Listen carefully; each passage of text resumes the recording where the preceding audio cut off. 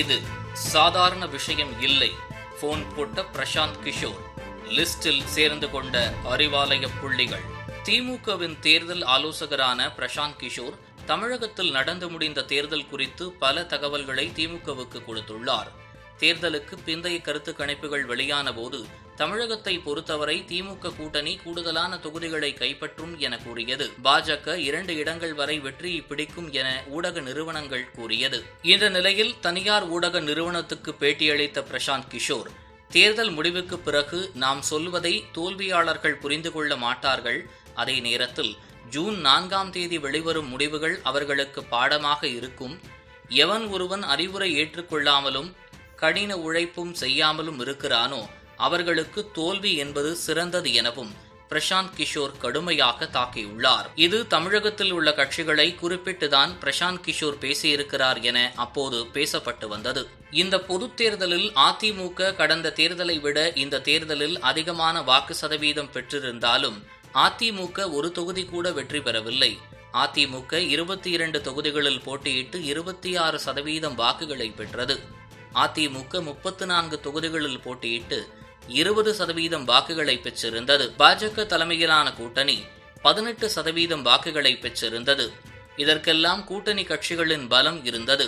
ஆனால் அதிமுகவுக்கு அந்த பலம் இல்லை என்றும் 2026 சட்டமன்ற தேர்தலில் எடப்பாடிக்கு கூட்டணி பெரிதாக அமையாது, அதனால் இந்த தேர்தலை விட குறைவான வாக்குகள்தான் பெறும் என கருத்துக்களை அரசியல் விமர்சகர்கள் கூறி வருகின்றனர். அதேபோல் பாஜகவுடன் கூட்டணி முறித்த எடப்பாடி பெரிதாக பிரச்சாரம் செய்யவில்லை என ஒரு பக்கம் பேச்சுக்கள் எழுந்து வரும் நிலையில் தமிழ்நாட்டில் தனது வளர்ச்சிக்காக பாஜக அதிமுகவை கபளீகரம் செய்யலாம் என்று அரசியல் ஆலோசகரும் தேர்தல் வியூக வல்லுநருமான பிரசாந்த் கிஷோர் சமீபத்திய பேட்டியில் கூறியுள்ளார். நான் கடந்த 2 ஆண்டுகளுக்கு முன்னதாக தமிழ்நாட்டில் பாஜக இரட்டை இலக்க வாக்கு சதவீதத்தை பெறும் என கூறியிருந்தேன்.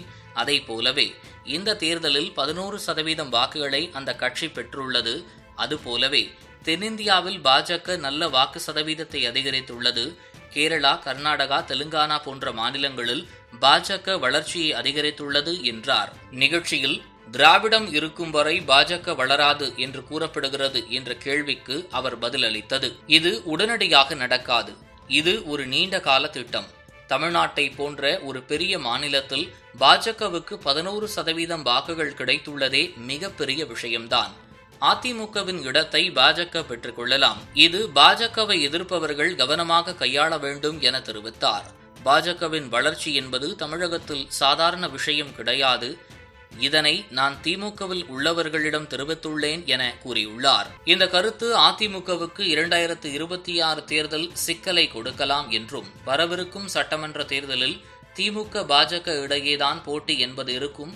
களத்தில் அதிமுக இருக்காத சூழ்நிலை உருவாகலாம் என கூறப்படுகிறது. பிரசாந்த் கிஷோரின் கருத்துக்களை கொண்டுதான் திமுக 2026ஆம் ஆண்டில் 200 தொகுதிகளை வெல்ல வேண்டும் என குறிக்கோளை நிர்வாகிகளுக்கு அறிவுறுத்த தொடங்கியுள்ளனர். இன்னும் 2 வருடங்களில் என்ன மாற்றம் வேண்டுமானாலும் நடக்கலாம் என்பதால் தமிழக பாஜகவின் அசைவுகளை உன்னிப்பாக கவனித்து வருகிறதாம் அறிவாலய வட்டாரங்கள். இதுபோன்று முக்கிய நிகழ்வுகள், அரசியல் தகவல்களை ஆழமாகவும் மாறுபட்ட கோணத்திலும் அறிந்து கொள்ள மறக்காமல் உங்கள் IND தமிழ் 24x7 பக்கத்தை பின்பற்றிக் கொள்ளவும். உங்கள் ஒவ்வொரு ஆதரவும் இதுபோன்று பல நிகழ்வுகளின் பின்னணியை அறிய உதவும்.